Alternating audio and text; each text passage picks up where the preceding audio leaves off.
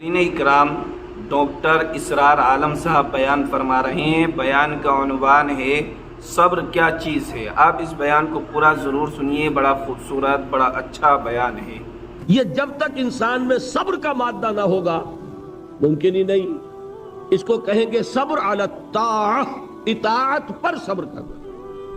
ناگواری محسوس ہو رہی ہے لیکن اس ناگواری کو برداشت کرتے ہوئے انسان اللہ کے حکم کے اوپر جمع رہے، اللہ کے حکم پر عمل کرے۔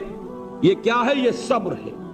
اگر یہ صبر نہیں ہے تو ظاہر بات ہے کہ انسان اللہ کے اس حکم پر عمل نہیں کر سکے گا۔ اسی طریقے سے اب منفی رخ لیجئے۔ میں نے مثال دی تھی نا، ایک شخص رشوت پیش کر رہا ہے، آپ کہیں میجسٹریٹ ہیں یا کہیں آپ اور کسی ایسی پوزیشن میں ہیں کہ آپ اس کو کوئی ناجائز فائدہ پہنچا سکتے ہیں، اور وہ آپ کو رشوت پیش کر رہا ہے۔ مال وہ چیز ہے جو نفس کو محبوب ہے، نفس جو ہے وہ آپ کو پٹی پڑھا رہا ہے کہ لو اس کو قبول کر لو۔ اس وقت اگر آپ اپنے آپ کو تھامیں گے نہیں، روکیں گے نہیں، تو کیسے آپ کر سکیں گے اس ٹیمپٹیشن کا مقابلہ؟ یہ ہوگا صبر عن المعصیہ، معصیت سے اپنے آپ کو روکنا اور صبر کرنا۔ دیکھیے اس کی کتنی اعلیٰ مثال ہے سورہ یوسف میں۔ حضرت یوسف علیہ السلام جوان ہے، نہایت حسین ہے، پھر وہ عورت جو ہے امراۃ العزیز، اتنے بڑے سرکاری افسر کی بیوی، وہ گناہ کی دعوت دے رہی ہے۔ اس وقت اپنے آپ کو تھامنا۔ قرآن مجید نے کہا ہے نا کہ وَلَقَدْ هَمَّتْ بِهِ وَهَمَّ بِهَا لَوْلَا رَأَىٰ بُرْهَانَ رَبِّهِ۔ اس عورت نے تو اس برائی کا قصد کیا ہی تھا، حضرت یوسف کی طرف پیش قدمی کی ہی تھی۔ یوسف بھی کرتے اگر اپنے رب کی دلیل کو نہ دیکھ لیتے۔ اس وقت اللہ نے خصوصی دستگاری فرمائی، دستگیری، اس لیے کہ انسان کا نفس تو ظاہر بات ہے، وہ تو انسان کو خود حضور صلی اللہ علیہ وسلم کے خطبات میں آتا ہے کہ آپ جب بھی کہتے تھے کہ اے لوگو اللہ کا تقوی اختیار کرو، تو سب سے پہلے اپنے نفس کو مخاطب کرتے تھے۔ اوصیکم ونفسی بتقوی اللہ، لوگوں میں تمہیں بھی وصیت کر رہا ہوں۔ دیکھیے یہ اوصیکم وہی آ گیا، اوصا یوسی ایسان باب افعال۔ اوصیکم ونفسی بتقوی اللہ، لوگوں میں تمہیں بھی وصیت کر رہا ہوں اور اپنے نفس کو بھی وصیت کرتا ہوں کہ وہ اللہ کا تقوی اختیار کرے۔ تو یہ نفس کو تھامنا، روکنا ان چیزوں سے جو اسے مرغوب ہے، یہ ہے صبر عن المعصیہ۔ اور جو حکم دیا جا رہا ہے اس پر عمل پیرا ہونے میں جو ناگوار صورت پیش آ رہی ہے، نفس تو چاہ رہا ہے سو، ادھر معلوم ہے کہ اذان ہو چکی ہے، فجر کی جماعت کا وقت ہے، وہ کشمکش ہو رہی ہے۔ اس وقت جو ہے نفس کے اس تقاضے کو پیچھے ڈال کر اور اللہ کے حکم پر کاربند ہونا، یہ کیا ہے؟ صبر علی الطاعہ، اطاعت پر صبر، معصیت سے صبر۔ ایک مثبت صبر، ایک منفی صبر، یہ دو صبر ہوں گے تو پہلی منزل سر ہوگی۔ بات سمجھ میں آ گئی؟ اب آئیے دوسری منزل۔ دوسری منزل کیا تھی؟ یاد کیجئے، دعوت، تبلیغ، تلقین، نصیحت، دوسروں کو کہنا، اسی میں امر بالمعروف نہی عن المنکر۔ اب یہاں کیا ہوگا؟ اس میں میں چاہتا ہوں کہ ذرا ایک آیت کے حوالے سے، میں نے کل کہا تھا نا کہ وہ تین باتیں میں یہاں چھوڑ رہا ہوں، وہ تین باتیں آج سمجھ لیں۔ وہ تین باتیں ہیں سورہ نحل کی ایک آیت کے حوالے سے، اتنی چھوٹی وہ ہے کہ وہ آپ کو یاد ہو جائے گی۔ ادعو الی سبیل ربک بالحکمت والموعظۃ الحسنۃ وجادلہم باللتی ہی احسن۔ بلاؤ اپنے رب کے راستے کی طرف، دعوت دو اپنے رب کے راستے کی طرف، تین چیزوں کے ذریعے۔ پہلی چیز بالحکمہ، حکمت کے ساتھ، دانائی کے ساتھ، دلیل کے ساتھ، برہان کے ساتھ۔ دوسری چیز موعظہ حسنہ، اچھی نصیحت، خوشنما نصیحت۔ اور تیسری چیز وَجَادِلْهُمْ بِالَّتِي أَحْسَنُ، جدال حسنہ، جھگڑا، مجادلہ، مناظرہ، لیکن وہ بھی خوبصورتی کے ساتھ۔ اب ان تین چیزوں کی اہمیت کو سمجھیے۔ بدقسمتی سے ہمارے ہاں یہ جو تین لیولز ہیں دعوت کے، ہم ان کو بھول گئے، اور ان میں سے ہر ایک کی جو اہمیت ہے وہ ہمارے سامنے نہیں ہے۔ یہ تو میں مانتا ہوں کہ یہ صرف نبی کی ذات ہوتی ہے جو اتنی جامع ہوتی ہے کہ وہ تینوں لیول پر بیک وقت کام کرتے ہیں، اور غیر نبی سے آپ اس کی توقع نہیں کر سکتے۔ شخصیتوں کے اندر جو محدود اوصاف ہوتے ہیں وہ کسی ایک لیول پر بھی کام کر لیں تو بہت بڑی بات ہے۔ تینوں لیول پر کام کرنا جو ہے وہ تو جیسا کہ میں نے عرض کیا وہ انبیاء کے لیے تو ہوتا ہے۔ وہ تین لیول کیا ہے؟ دیکھیے، ہر سوسائٹی میں، ہر معاشرے میں ایک اونچا طبقہ ہوتا ہے۔ اونچا میں دولت کے اعتبار سے نہیں کہہ رہا، اونچا سیاسی اقتدار کے اعتبار سے نہیں کہہ رہا، اونچا طبقہ ذہنی اعتبار سے، فکری اعتبار سے، عقلی اعتبار سے، جنہیں آپ کہتے ہیں انٹیلیجنسیا، جنہیں آپ کہتے ہیں انٹلیکچوئل مائنورٹی۔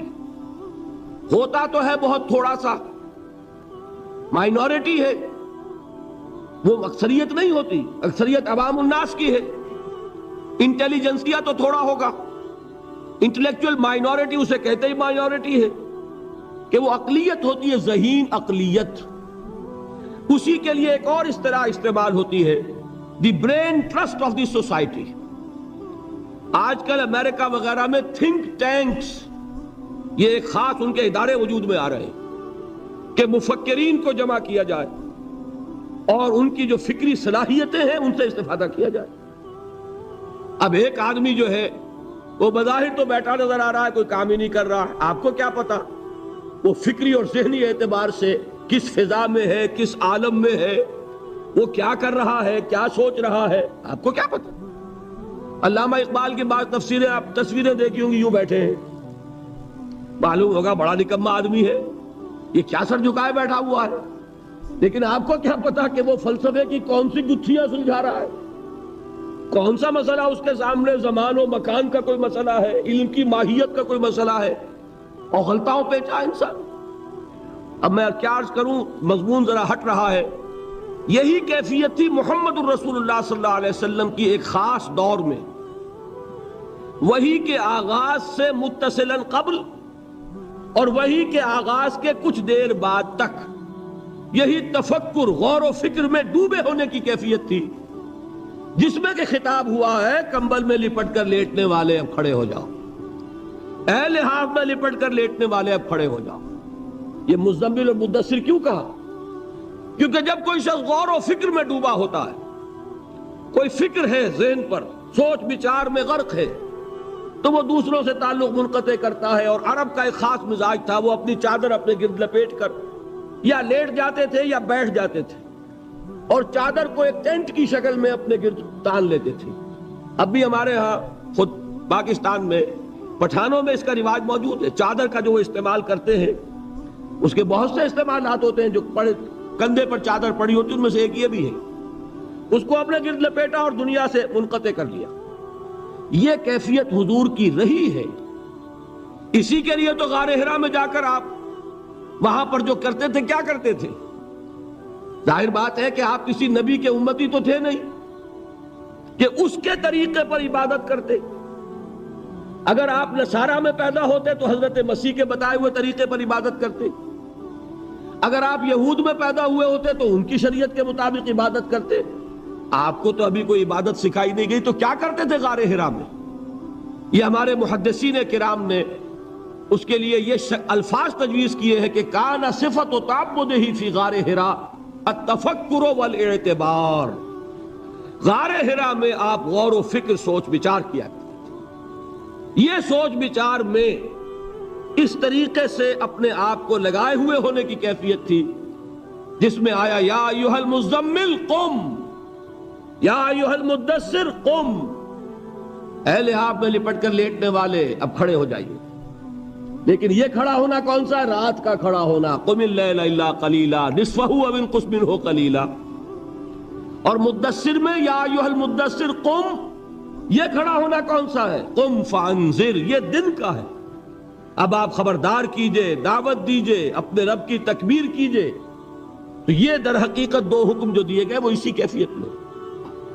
تو یہ بات جان لیجئے کہ وہ جو انٹلیکچوئل مائنورٹی ہوتی ہے، بظاہر آپ کو نظر آئے گا کہ کوئی کام نہیں کر رہے، اس لیے بڑی بڑی تنخواہیں لے رہے ہیں، تھنک ٹینکس کے اندر بیٹھے ہوئے ہیں، سوچ رہے ہیں کیا کام کر رہے ہیں یہ، وہ اصل میں وہ ہوتا ہے ان کے غور و فکر کی صلاحیت کو بروئے کار لانا، ایسا سازگار ماحول پیدا کرنا کہ وہ اپنی ذہانت، فطانت، سوچ بچار کی صلاحیتوں کو بھرپور طریقے پر بروئے کار لانا۔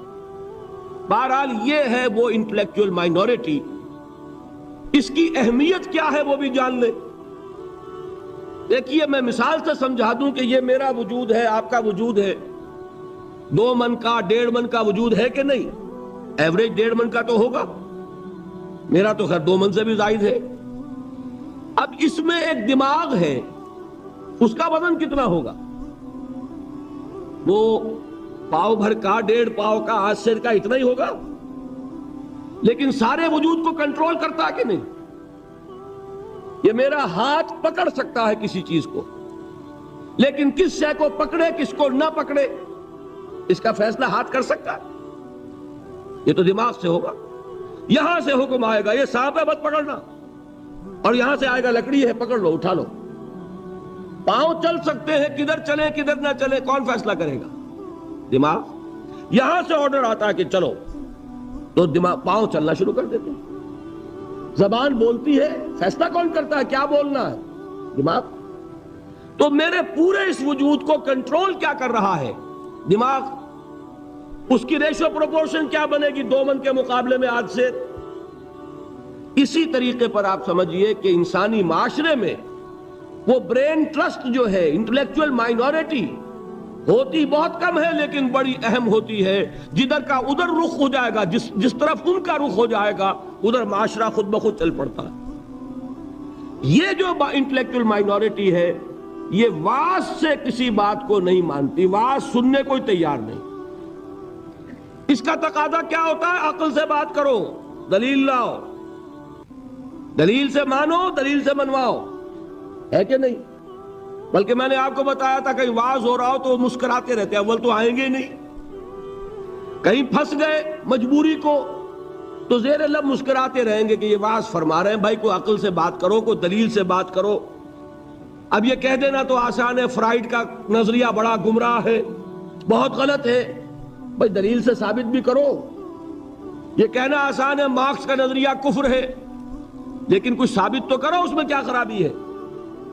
یہ ہے اصل میں جو سب سے ٹاپ کے لیول کی تبلیغ ہے، وہ یہ ہے، دلیل سے، برہان سے، غلط نظریات کا عقلی دلائل سے ابطال۔ یہ بات یوں غلط ہے، یہ نظریہ باطل ہے، یہ تصور صحیح نہیں ہے، دلیل سے ثابت کیا جائے۔ یہ ہے کس کے لیے؟ انٹلیکچوئل مائنورٹی کے لیے۔ اس کو کہا ادعو الی سبیل ربک بالحکمت، وزڈم کے ساتھ، دانائی کے ساتھ، عقلی دلائل کے ساتھ، براہین کے ساتھ اللہ کے راستے کی طرف بلاؤ۔ دوسرا لیول کیا ہے عوام الناس کا؟ وہ لیول ہے عام لوگ، ان کے ذہنوں میں کوئی خناس نہیں، کوئی غلط نظریہ نہیں، انہوں نے تو جیسے آپ کہتے ہیں کلین سلیٹس ہیں، اس کے اوپر آپ جو چاہیں لکھ دیں، اور اگر کسی سلیٹ پر پہلے سے لکھا ہوا ہے تو پہلے اسے صاف کرنا پڑتا ہے تب لکھیں گے۔ تو وہ جو ہوتے ہیں ذہین اقلیت، ان کے تو ذہنوں کی پہلے صفائی کرنی پڑتی ہے۔ اگر ڈارون کا نظریہ بیٹھا ہوا ہے تو وہ نکالیں گے تو قرآن مجید میں جو آیا ہے قصہ آدم و ابلیس 7 مرتبہ، وہ ڈارون کا نظریہ نکلے گا تو بیٹھے گا نا۔ وہ ڈارون کا نظریہ وہاں ہے، وہ حجاب بنا ہوا ہے، وہ قصہ آدم و ابلیس کو پڑھتا ہوا مسکراتا ہوا گزر جاتا ہے۔ کیا بچگانہ باتیں ہو رہی، معاذ اللہ ثم معاذ اللہ ثم معاذ اللہ، اس کے ذہن میں بیٹھا ہوا ہے ڈارون کا فلسفہ۔ اب پہلے وہ ڈارون کا فلسفہ، اسی کو کہا ہے نا کسی نے کہ گلا تو گھونٹ دیا اہل مدرسہ نے تیرا، کہاں سے آئے صدا لا الہ الا اللہ۔ ذہن بدلا گیا، فکر بدلی گئی، سوچ بدلی گئی، کہیں ڈارون ہے، کہیں فرائیڈ ہے، کہیں مارکس ہے، کہیں ایڈلر ہے، کہیں برٹرینڈ رسل ہے، کہیں سارترے ہے، یہ ذہنوں کے اندر تو یہ بیٹھے ہوئے ہیں. تو اب کہاں سے بات آئے؟ اسی کو کہا تھا اکبر الہ آبادی نے کہ غزالی اور رومی کی بھلا کون سنے گا، محفل میں چھڑا نغمہ اسپینسر و مل ہے. جان سٹورٹ مل، اس کا فلسفہ یہ ہے، اس نے یہ فرمایا ہے. جس کے دماغ میں یہ بیٹھا ہوا ہے وہ غزالی کی بات کہاں سنے گا، رومی کی بات اس کے پلے کہاں پڑے گی؟ تو اس کے لیے تو ہے وہ بڑا کٹھن کام، اور کٹھن کام ہونے ہی کی وجہ سے ہم کرتے نہیں. عوام الناس میں واعظ سے نصیحت کرنا، تبلیغ کرنا یہ آسان ہے. لہذا ہمارے ہاں اس وقت جو کام ہوتا ہے وہ اسی بنیاد پر ہوتا ہے، اسی لیول پر ہوتا ہے. واعظ ہے، نصیحت ہے، میں اس کی نفی نہیں کر رہا، عوام کے لیے وہی مفید ہے. عوام کو آپ خامخواہ فلسفے پڑھانے بیٹھ جائیں تو یہ بھی در حقیقت ان کے ساتھ ظلم ہوگا. کلم الناس علی قدر عقولہم، وہ کیا ہے؟ واعظ. اور واعظ جو ہے وہ کوئی گالی نہیں ہے، واعظ بہت ہی مفید شے، بشرطے کہ دماغ میں کوئی خناس نہ ہو، فطور نہ ہو، کوئی غلط نظریے بیٹھے ہوئے نہ ہو. تو از دل خیزد بر دل ریزد، دل سے بات نکلے گی اور دل میں جا لگے گی. صرف یہ ہے کہ عوام الناس ایک بات کے بارے میں جان لیجئے، بڑے حساس ہوتے ہیں. یہ تو چونکہ در حقیقت کوئی عقلی علمی بات نہیں ہوتی، یہ احساس ہوتا ہے. اگر آدمی یہ محسوس کرے کہ یہ شخص اپنی دھونس جمانا چاہ رہا ہے، یہ میرے اوپر اپنے علم کا روب جھاڑنا چاہتا ہے، تو آپ کی بات کا اثر نہیں ہوگا. اور اگر محسوس کرے کہ یہ میرا مخلص ہے، میرا خیر خواہ ہے، میری بھلائی کے لیے بات کہہ رہا ہے، اس نے کوئی دھندا نہیں بنایا ہوا، اس نے یہ پروفیشن نہیں اختیار کیا ہوا، بلکہ یہ خالصتاً لوجہ اللہ بات کہہ رہا ہے، تو وہ بات واقعتاً دل سے نکلی ہوئی بات دل میں جا کے اثر لگے. یہ ہے عوام الناس کے لیے. اب تیسرا لیول ہے وہ جو آپ کا معاشرہ ہے. قادیانی مبلغین بھی موجود ہے کہ نہیں؟ عیسائی بھی موجود ہے کہ نہیں؟ پاکستان میں تبلیغ ہو رہی ہے عیسائیت کی، اور ان کے اعداد و شمار پڑھیے، کتنے لوگ ہیں کہ جو عیسائی ہو گئے ہیں پاکستان بننے کے بعد. پاکستان میں کتنے نئے چرچ ہیں کہ جو تعمیر ہوئے پاکستان میں پاکستان بننے کے بعد. ان کے مشنز کی رپورٹ پڑھیے، رونا آتا. وہ کیوں ہے کہ ان کے پروفیشنز ہیں، پروفیشنل پادری ہیں، بڑی ٹریننگز لے کر آتے ہیں، کروڑوں روپے کے بجٹ ہیں ان کے مشنز کے، پوری حکومتیں ان کی پشت پر ہیں، وہ اندر ہی اندر دیمک کی طرح چٹ کر رہے ہیں. اب ان کا مقابلہ کرنا ضروری ہے. اگر مقابلہ نہیں کریں گے تو نتیجہ کیا نکلے گا کہ ان کا ایک اثر قائم ہو جائے. جس چیز کا نام آپ مناظرہ کہتے ہیں، اور آج ہمارے بعض تعلیم یافتہ لوگ مناظرے کو گھٹیا چیز سمجھتے ہیں، بری چیز سمجھتے ہیں. لیکن یہ جان لیجئے کہ مناظرہ بھی ضروری ہے، اس لیے کہ اگر یہ نہیں کریں گے تو آپ کے اپنے عوام جو ہے ان کے زیر اثر آ جائیں گے.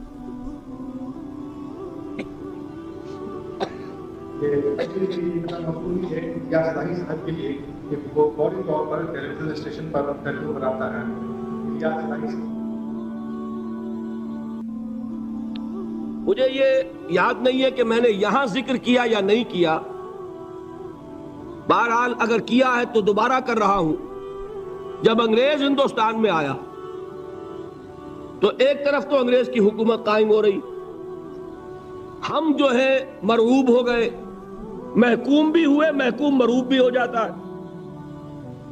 دوسری طرف ان کے پادریوں کی فوج آ گئی عیسائیت کی تبلیغ کے لیے، اور یہ لوگ بڑے ٹرینڈ تھے، عربی پڑھ کر آتے تھے، فارسی سیکھ کر آتے تھے، قرآن پڑھ کر آتے تھے، تاکہ وہ ٹاک ٹاک کر حملے کر سکیں اسلام پر.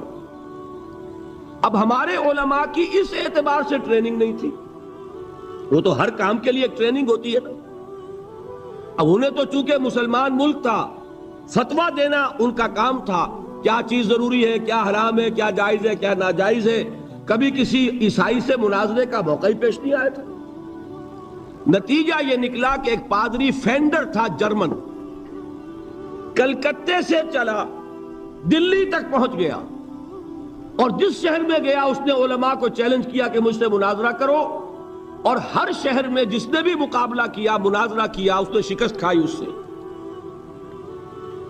پھر وہ جامع مسجد دہلی کی سیڑھیوں پر کھڑے ہو کر اعلان کرتا ہے کہ میں کلکتے سے چل کر یہاں تک آ گیا ہوں اور کوئی مسلمان عالم میرا مقابلہ نہیں کر سکا۔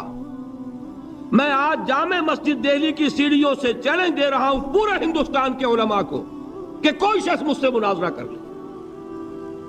اب آپ سوچئے اس کو، اگر اس وقت کوئی اس کے مقابلے میں نہ آتا تو آپ کے عوام کے اوپر کیا اثر قائم ہوتا؟ ایک طرف انگریز حاکم ہے، ہم محکوم ہیں، اس کی تہذیب سے ویسے ہی مرعوب ہو گئے، دوسری طرف یہ کہ ہمارے علماء بھی مار کھا گئے، تو عوام میں جس پر جنگل کی آگ کی طرح عیسائیت پھیلتی، اس کا آپ تصور نہیں کر سکتے۔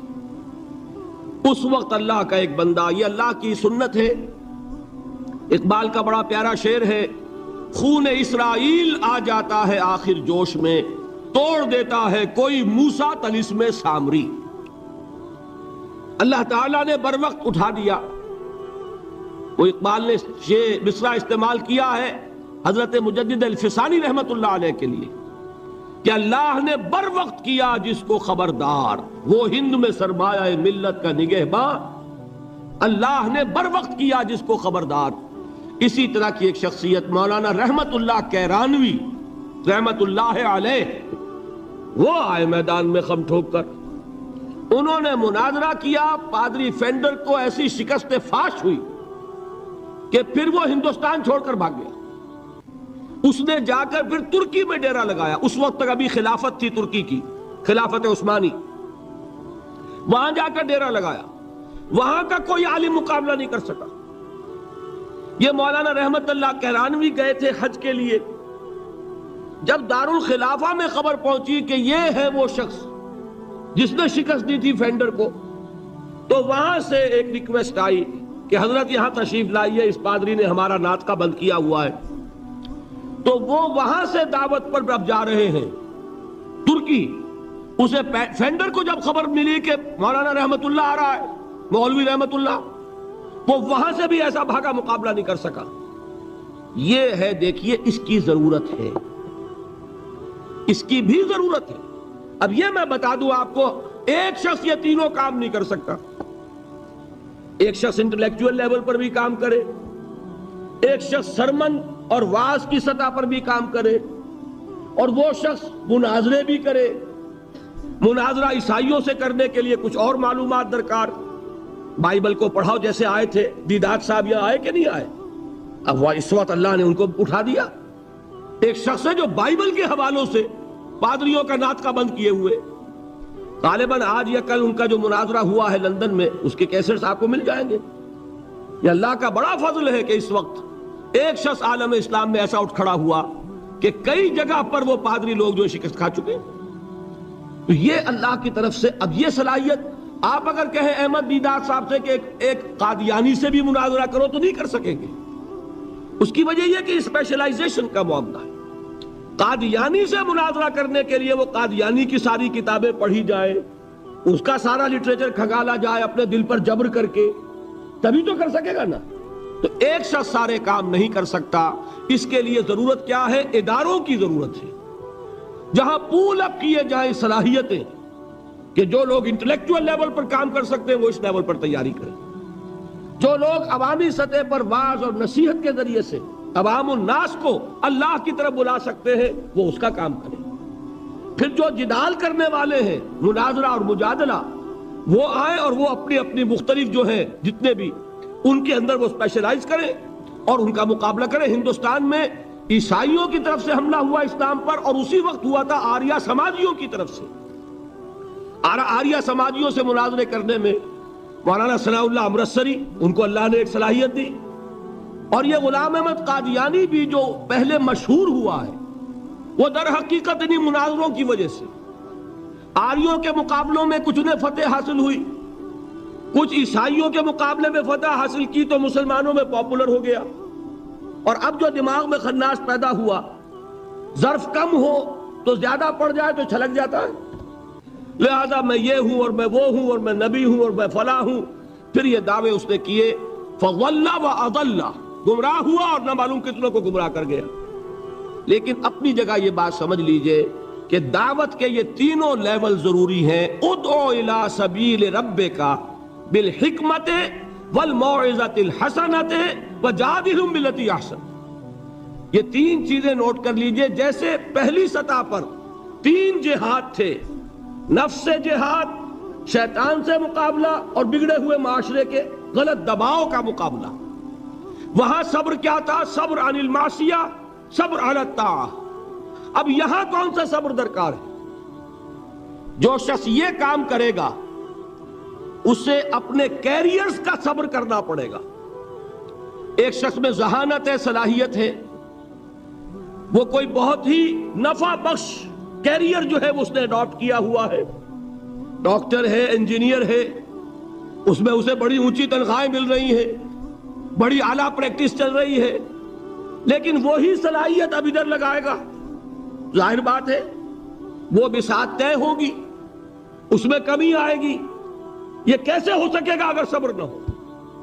اگر انسان صبر نہ کر سکے، اگر انسان قربانی نہ دے سکے اپنے کیریئر کی، اپنے مفادات کی، اپنے شاندار مستقبل کی. وہی نوجوان دیکھیے، ہمیں شرم آنی چاہیے اور گردنیں ہمیں جھکا لینی چاہیے. قادیانیوں میں کتنے نوجوان ہیں جو اپنی زندگیاں جو ہے وقف کر دیتے ہیں. وہ زندگیاں وقف کرتے ہیں، انہیں ٹریننگ ملتی ہے، پھر وہ میدان میں آتے ہیں. عام آدمی کیسے کام کر لے گا؟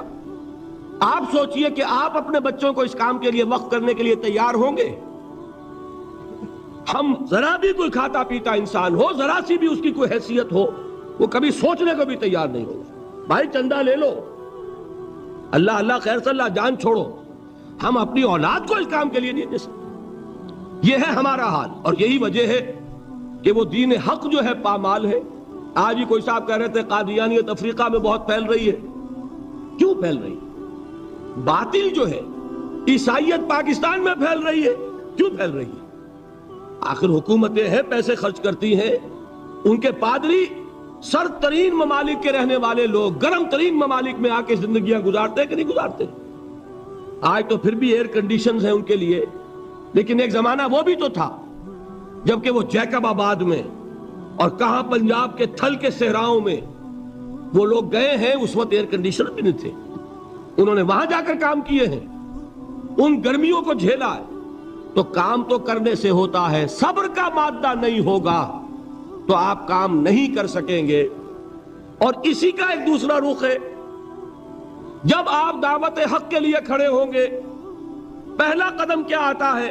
استہزاء، تمسخر، مذاق اڑانا، جس کی میں مثال اب دینا چاہتا ہوں محمد الرسول اللہ صلی اللہ علیہ وسلم کی شخصیت سے. دیکھیے ہم کیا اور ہماری بساط کیا، ہم کیا مبلغ ہوں گے، کیا داعی ہوں گے، ہمارے اپنے دامن پر داغ ہوتے ہیں، لیکن یہ کہ محمد الرسول اللہ کے دامن پر کوئی داغ تھا؟ ان کو تو سارے مکے والے الصادق الامین کہتے تھے، نہایت محبوب شخصیت تھے. ان کے لیے تو جا صادق، جا الامین، یہ الفاظ سننے میں آتے تھے، آنکھوں کا تارا. لیکن جب آپ نے دعوت اب شروع کی، اب قرآن مجید میں دیکھیے، کسی نے کہا مجنون ہو گئے، دماغ خراب ہو گیا، پاگل ہو گئے، اجی شاعر ہیں، کچھ شعر جوڑ لیتے ہیں، ہم پر دھوس جماتے ہیں. کسی نے کہا ساحر ہیں، کچھ جادو سیکھ لیا ہے. یہاں تک کہ ایسے بدبخت بھی پیدا ہوئے، قرآن میں ہے ساحر کذاب، سحر کرنے والا جادوگر نہایت جھوٹا. یہ الفاظ کہے جا رہے ہیں کس کی شان میں؟ محمد الرسول اللہ صلی اللہ علیہ وسلم. قرآن میں نقل کیا گیا، یا ایھا الذی نزل علیہ الذکر انک لمجنون. کبھی آپ نے اس کا ترجمہ سوچا؟ اے وہ شخص، دیکھیے تصور کیجئے، حضور جا رہے ہیں، تشریف لے جا رہے ہیں، کسی دعوت میں ہے، تبلیغ میں، یا ویسے ہی تشریف لے جا رہے ہیں، اور کوئی ایک جمگھٹا ہے لوگوں کا، ادھر سے فقرہ آتا ہے، تیر کی طرح لگتا ہے دل میں جا کر محمد کے صلی اللہ علیہ وسلم. اے وہ شخص جس کا یہ خیال ہے کہ اس پر کوئی ذکر نازل ہو رہا ہے، ہمارے خیال میں تو تمہارا دماغ خراب ہو گیا۔ یا ایھا الذی نزل علیہ الذکر انک لمجنون، کہا کہ نہیں کہا؟ اور یہ نہ سمجھیے کہ حضور صلی اللہ علیہ وسلم کے قلب مبارک کو تکلیف نہیں ہوتی تھی۔ میں قرآن سے ثابت کروں گا، میں کہیں کوئی کہانیاں بیان نہیں کرنا چاہتا۔ قرآن نے کہا ہے وَلَقَدْ نَعْلَمُ أَنَّكَ يَضِيقُ صَدْرُكَ بِمَا يَقُولُونَ، اے نبی ہمیں خوب معلوم ہے صلی اللہ علیہ وسلم کہ جو کچھ یہ لوگ کہہ رہے ہیں اس سے آپ کا سینہ بھجتا ہے، یہ جو گھٹن ہوتی ہے، صدمہ ہوتا ہے۔ انَّكَ يَضِيقُ صَدْرُكَ بِمَا يَقُولُونَ، ہمیں خوب معلوم ہے کہ جو کچھ یہ باتیں آپ کو سننی پڑ رہی ہیں، یہ کڑوی کسیلی باتیں، یہ جو فقرے چست ہو رہے ہیں، استہزاء ہو رہا ہے، تمسخر ہو رہا ہے۔ سورہ ہجر میں ہے، ایک جگہ کھڑے ہوئے لوگ قرآن کا مذاق اڑا رہے ہیں، بھائی فلاں آیت تم لے جانا، فلاں آیت میری ہوگی، اس کے ٹکڑے کر رہے ہیں، اس کے ٹکڑے حصے بکھرے کر کے قیمہ بنا کر ان آیات کا تمسخر اڑا رہے ہیں۔ ایک جگہ قرآن مجیدی میں مذکور ہے کہ فرشتوں کا مذاق اڑ رہا ہے، بھائی یہ دیکھو محمد نے کہا ہے صلی اللہ علیہ وسلم کہ جہنم پر تو کل 19 فرشتے ہیں، علیہا 19 قرآن میں آیت نازل ہوئی۔ ایک پہلوان کہتا بھائی 10 کو تو میں سنبھال لوں گا، باقی 9 کا تم انتظار کر لو۔ یہ باتیں آ رہی ہیں حضور کے کانوں میں، کلام الہی کے ساتھ کیا سلوک ہو رہا ہے، مجھ پر کیا فقرے چست کیے جا رہے ہیں، مجھ پر جس طریقے سے استہزاء اور تمسخر کا رویہ اختیار کیا گیا ہے، دل بھج رہا ہے، دل میں صدمہ ہے۔ دیکھیے سورہ نون ہے، اور میرے نزدیک یہ دوسری وحی ہے جو حضور پر نازل ہوئی ہے، اس کی ابتدائی آیات، نون والقلم وما یسطرون ما انت بنعمت ربک بمجنون وَإِنَّ لَكَ لَأَجْرًا غَيْرَ مَمْنُونٍ وَإِنَّكَ لَعَلَىٰ خُلُقٍ عَظِيمٍ فَسَتُبْصِرُ وَيُبْصِرُونَ بِأَيِّكُمُ الْمَفْتُونُ إِنَّ رَبَّكَ هُوَ يَعْلَمُ بِمَنْ ضَلَّ عَنْ سَبِيلِهِ وَهُوَ أَعْلَمُ بِالْمُهْتَدِينَ۔ نون، قسم ہے قلم کی اور جو کچھ یہ لکھتے ہیں۔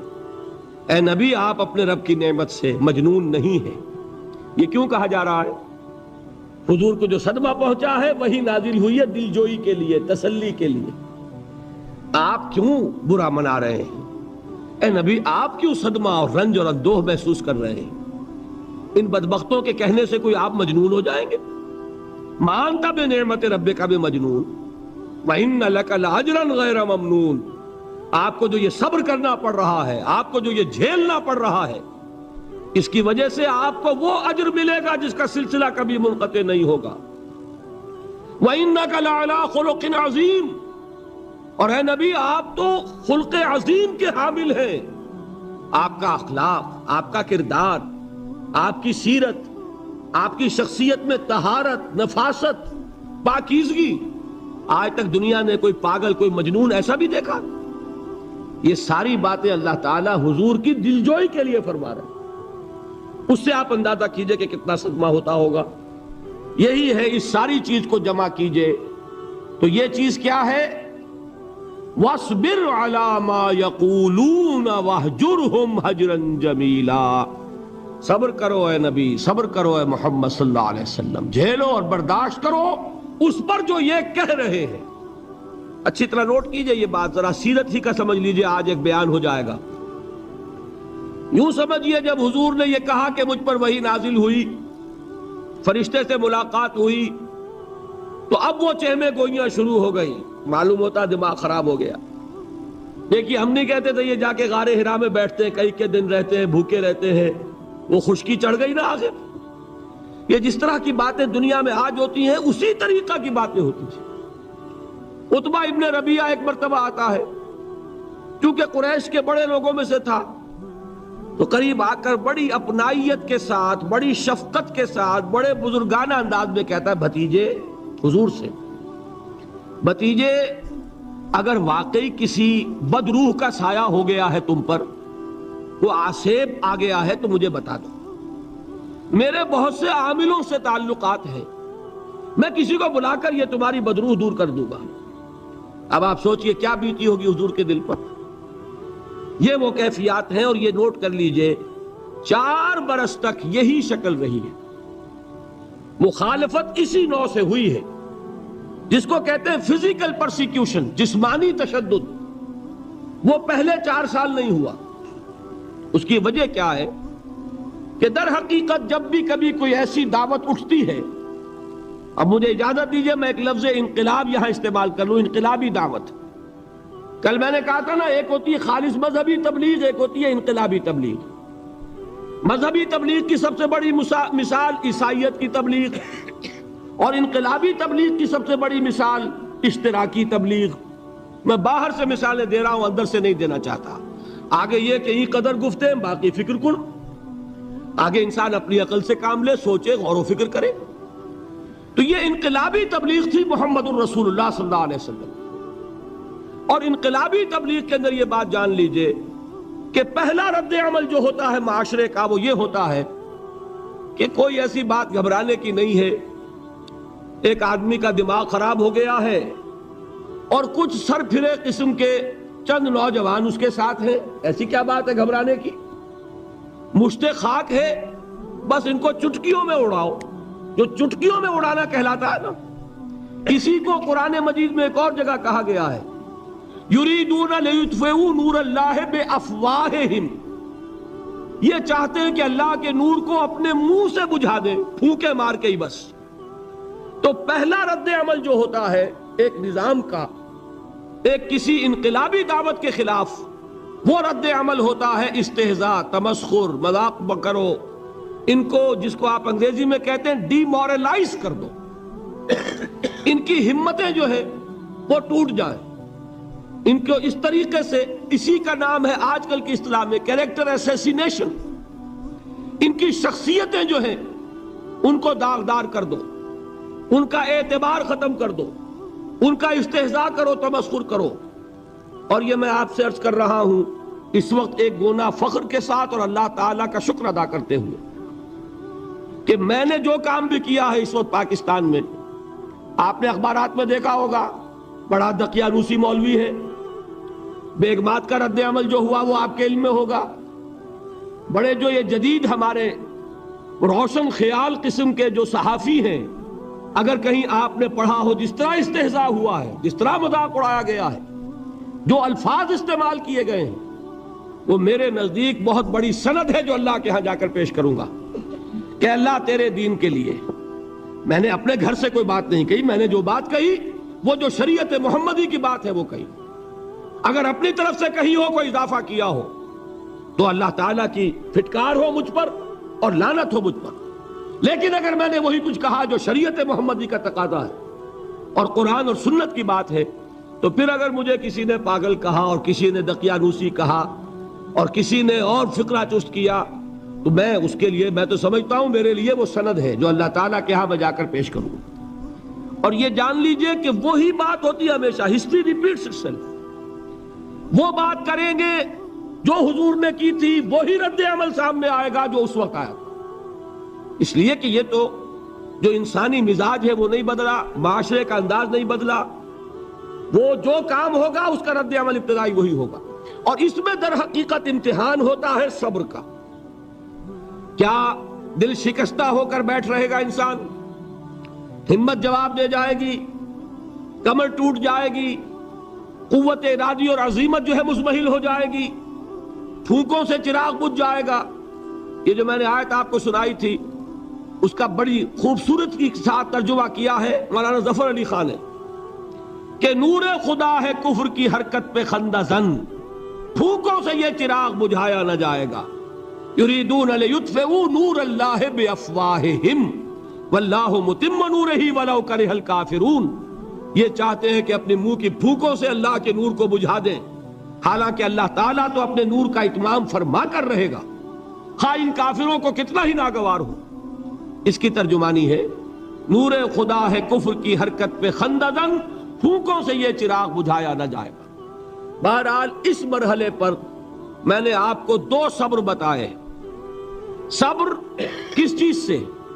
اپنا کیریئر دنیاوی جو بھی آپ حاصل کر سکتے تھے ذہین آدمی ذہانت لگائے گا تو دین کی دعوت دے گا ایٹ دی انٹلیکچوئل لیول.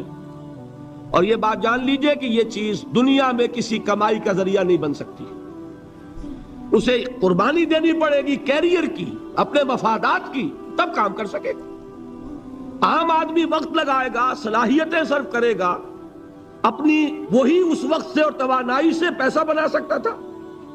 آج کل تو آپ کو معلوم ہے کہ بڑی سادی ہو گئی ہے یہ حساب کتاب کی بات، بہت سادہ.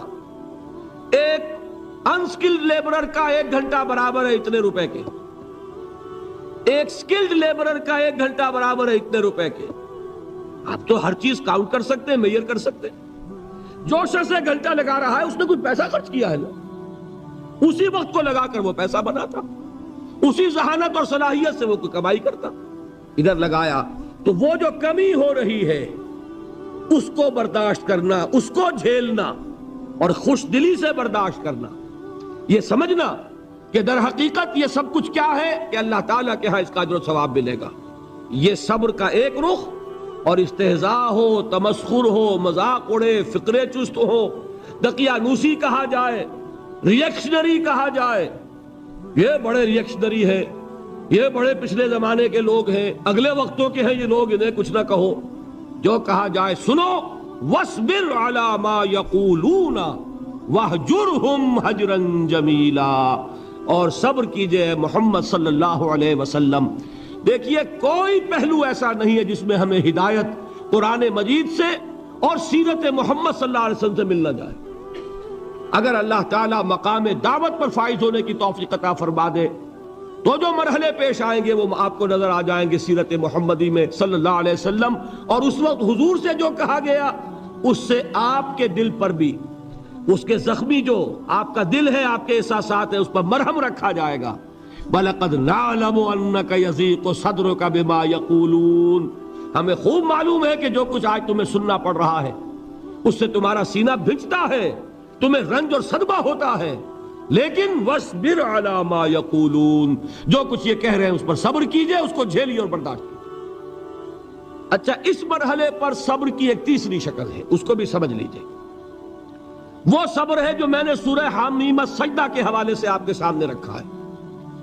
مقام دعوت پر جو شخص فائز ہو گیا ہو اس کے لیے یہ صبر لازم ہے کہ لوگ گالیاں دیں وہ دعائیں دیں، لوگ پتھراؤ کریں وہ پھول پیش کرے. اگر نہیں کرے گا دعوت نہیں آگے بڑھے گی. اچھی طرح سمجھ لیجیے، یہ جو قانون ہے السن بالسن والعین بالعین، آنکھ کا بدلہ آنکھ اور دانت کے بدلے دانت اور کان کے بدلے کان، یہ قانون ہے. شریعت کا یہ قانون مقام دعوت پر نہیں چلتا. مقام دعوت کا قانون اور ہے، جھیلو، برداشت کرو، مارے کھاؤ، ہاتھ نہ اٹھاؤ. اس کا نام ہے پیسو ریزسٹنس. وہ میں نے کل کہا تھا نا کہ 3 مجھے اصطلاحات آپ کو بتانی ہے اور اس کا مفہوم. تیسرے لیول پر جب آپ آ جائیں گے اقامت دین کی جد و جہد میں، اس کے لیے پہلا صبر کیا ہے؟ صبر محض. اب میرے پاس کوئی اور لفظ نہیں ہے ترجمہ کرنے کے لیے. صبر محض سے کوئی بات شاید بہت سے حضرات کی سمجھ میں نہیں آئے گی. صرف صبر کیا معنی؟ Passive resistance. لوگ گالیاں دیں تم دعائیں دو، لوگ تمہیں مار رہے ہو تم ہاتھ مت اٹھاؤ. یہ جو پیسو ریزسٹنس ہے مقام دعوت کے لیے یہ لازم. اصل میں حضرت مسیح علیہ السلام کے جو جملے عام طور پر ہمارے ہاں مشہور ہیں، بائبل میں ہیں، ان پر ہمارے کچھ علماء فقرے چست کر دیتے ہیں کہ یہ بڑی غیر فطری تعلیم ہے، یعنی حضرت مسیح کے یہ جملے نہیں ہو سکتے، اس لیے کہ شریعت کا قانون تو یہ ہے کہ تمہارے کوئی تھپڑ مارے تو تم تھپڑ مارو. قصاص، وَلَكُمْ فِي الْقِصَاصِ حَيَاتٌ يَا أُولِي الْأَلْبَابِ، ہے کہ نہیں؟ اے ہوش مندو، قصاص میں زندگی ہے. بدلہ نہیں لوگے تو شریروں کی حوصلہ افزائی ہوگی. اس نے آج تمہارے تھپڑ مارا ہے، تم نے بدلہ نہیں لیا، کل وہ کسی اور کے لگائے گا. اس کو تو یوں سمجھیے نا کہ عادت پڑے گی. پھر معاشرے کی درستی کے لیے ضروری ہے کہ بدلہ ہو. ایک تھپڑ اس نے لگایا ہے تو تھپڑ اس کے لگے تو اس کے بھی 14 طبق روشن ہو. تاکہ کسی اور کو تھپڑ مارنے کی ضرورت اس میں نہ ہو. یہ صحیح ہے کہ معاشرے کی درستی اسی میں، لیکن جو دعوت کا معاملہ ہے بالکل جدا ہے، اس کے قانون اور ہیں. حضرت مسیح کے الفاظ کیا تھے یا نہیں؟ بہرحال انجیل میں یہ ہے، اور میں جو بات عرض کر رہا ہوں وہ یہ ہے کہ وہ بالکل صحیح ہے. مقام دعوت کے دوران یہی طرز عمل صحیح ہے، اور یہی طرز عمل محمد الرسول اللہ نے صلی اللہ علیہ وسلم اپنے ساتھیوں کو تلقین فرمایا. وہ کیا ہے؟ وہ الفاظ جو ہے انجیل کے وہ یہ ہیں کہ اگر کوئی تمہارے داہنے گال پر تھپڑ مارے بایاں بھی پیش کر دو. اگر کوئی تمہارا چغا لینا چاہے نالش کر کے تو تم اس کو کرتا بھی اتار کے دے دو. اگر کوئی تمہیں بیگار میں 1 کوس لے کے جانا چاہے تم 2 کوس اس کے ساتھ جاؤ. اس پر کہا گیا کہ یہ بڑی غیر فطری تعلیم ہے. یقیناً قانون کے اعتبار سے غیر فطری ہے، دعوت کے اعتبار سے یہ لازمی ہے. یہی دعوت کا یہی قانون ہے جو 12 برس تک مکے میں محمد الرسول اللہ نے نافذ کیا. صحابہ کو کیا حکم تھا؟ تمہیں کتنا ہی مارا جائے تم جواب میں کوئی کارروائی نہیں کر سکتے. نو ریزسٹنس، نو ریٹیلیشن. ریزسٹنس تو ہے، پیسو ریزسٹنس. ریزسٹنس کیا ہے؟ کہ پیچھے مت ہٹنا. وہ سارا دباؤ کیوں دے رہے تھے؟ کہ تم اپنا تعلق منقطع کرو محمد سے صلی اللہ علیہ وسلم. تم توحید کو چھوڑو، اپنے آبائی دین میں آؤ. اسی کے لیے پریشرائز کر رہے تھے نا. حضرت بلال کو مار رہا ہے امیہ ابن خلف، حضرت خباب بن الارت رضی اللہ تعالی عنہ کو دہکتے ہوئے انگارے زمین میں بچھا کر اور اس کے اوپر ننگی پیٹھ لٹا دیا گیا. آپ ذرا تصور کیجئے، ایک شخص دیکھ رہا ہے کہ دہکتے ہوئے انگارے بچھائے جا رہے ہیں، یہ میرے لیے تیار کیے جا رہے ہیں، اور پھر حکم دیا جاتا ہے کرتا اتار دو، کرتا اتار دیتا ہے. لیٹ جاؤ، لیٹ جاتا ہے. کیوں؟ بڑی غیر فطری بات ہے یہ. تو اسے ہاتھ پاؤں مارنے چاہیے. ایک آدمی ڈیسپریٹ ہو جائے تو آپ کو معلوم ہے اس کے اندر طاقت بہت آ جاتی ہے. اسے نظر آ رہا ہو کہ مجھے تو بھون دیں گے، کباب بنا دیں گے، تو اگر اسے اجازت ہو 2-4 کو مار کر مرے گا. اجازت نہیں. محمد نے ہاتھ باندھ دیے صلی اللہ علیہ وسلم. تمہیں اجازت نہیں ہاتھ اٹھانے کی. یہ بعد میں سورہ نساء میں یہ الفاظ نازل ہوئے کہ اے مسلمانوں، ایک زمانہ یہ تھا کہ تمہیں حکم تھا کفو ایدیکم، اپنے ہاتھ بندھے رکھو. You are not allowed to retaliate. ڈٹے رہو، جمے رہو، کھڑے رہو، صبر کرو، جھیلو، برداشت کرو، پیچھے نہ ہٹنا. نہ محمد کے دامن کو چھوڑنا صلی اللہ علیہ وسلم، نہ توحید کا دامن چھوڑنا، لیکن ہاتھ اٹھانے کی اجازت نہیں. بتائیے کہاں گیا قانون؟ قانون تو یہ ہے کہ بدلا لو، لیکن وہ قانون تو اس وقت نافذ ہوگا جب انقلاب آ جائے گا، اسلامی حکومت قائم ہو جائے گی، تب آئے گا نا قانون. ابھی مرحلہ ہے انقلابی عمل کا. ابھی تو انقلاب لانا ہے، اسلامی حکومت قائم کرنی ہے. اس پروسیس کے تقاضے کچھ اور ہیں. اس میں جو پہلا مرحلہ ہے وہ پیسو ریزسٹنس کا ہے، صبر کا. یہی وجہ ہے دیکھیے مکی صورتوں میں خود نبی اکرم صلی اللہ علیہ وسلم کو اتنے مختلف پیرایوں میں صبر کا حکم دیا گیا. کچھ مثالیں میں دے چکا ہوں. وَلِرَبِّكَ فَاصْبِرْ، اسی طریقے سے وَاصْبِرْ كَمَا صَبَرَ أُولُو الْعَزْمِ مِنَ الرُّسُلِ، اے نبی صبر کیجئے جیسے کہ صبر کیا ہمارے اولو العزم رسولوں نے. وَاصْبِرْ وَمَا صَبْرُكَ إِلَّا بِاللَّهِ، اے نبی صبر کیجئے اور آپ کا صبر تو اللہ ہی کے سہارے ہے.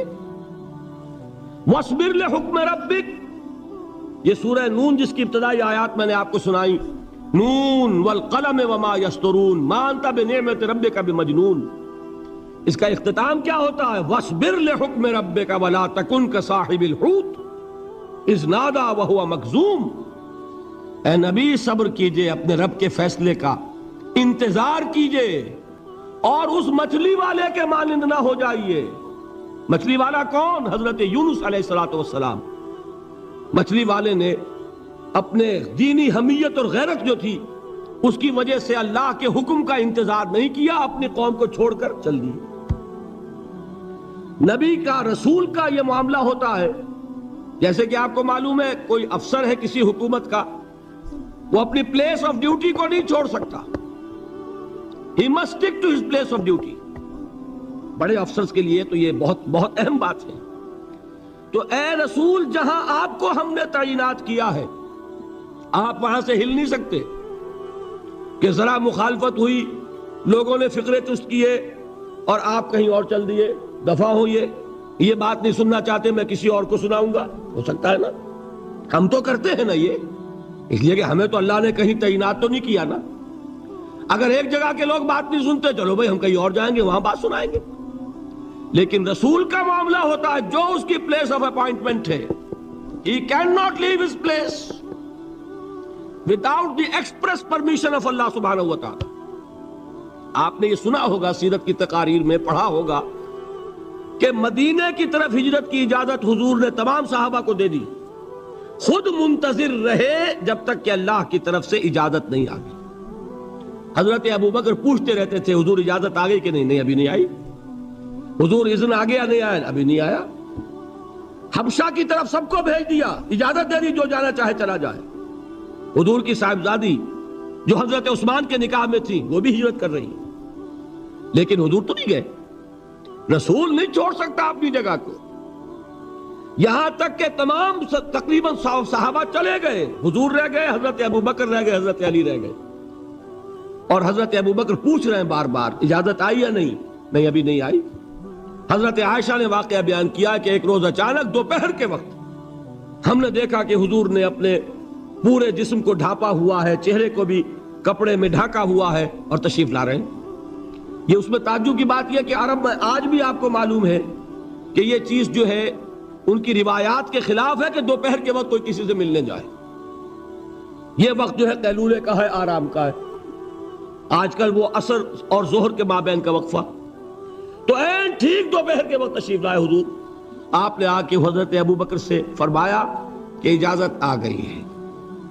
اس میں ایک قصہ تھوڑا سا اور بتا دوں، بہت دلچسپ ہے اور بہت ہمارے لیے سبق آموز ہے۔ حضرت ابوبکر نے بہت خوش ہو کر ایک بات کہی، حضور میں نے 2 اونٹنیاں تیار کی ہوئی ہیں۔ یعنی اب آپ وہ تو سوچتے تھے نا شاباش ملے گی کہ میں نے تیاری کی ہوئی ہے، میں نے 2 اونٹنیوں کو خوب کھلا پلا کے فربا کیا ہوا ہے، بڑی توانا ہے تاکہ ہم تیزی کے ساتھ سفر کر سکیں۔ حضور نے توقف کیا، فرمایا ہاں ٹھیک ہے، 1 اونٹنی میں استعمال کروں گا لیکن میں اس کی قیمت ادا کروں گا۔ حضرت ابوبکر کی آنکھوں میں آنسو آ گئے، روتے ہوئے کہا حضور مجھ سے یہ مغایرت، کیا یہ جان اور مال کسی اور کے لیے ہے؟ آپ مجھ سے بھی کہہ رہے ہیں میری اونٹنی جو ہے وہ بھی بلا معاوضہ آپ قبول نہیں فرما رہے۔ یہ ہے محمد الرسول اللہ کی غیرت اور حمیت کا معاملہ۔ ہمارا معاملہ جو ہے دین کی دعوت و تبلیغ کے اعتبار سے بالکل کچھ مختلف بنا۔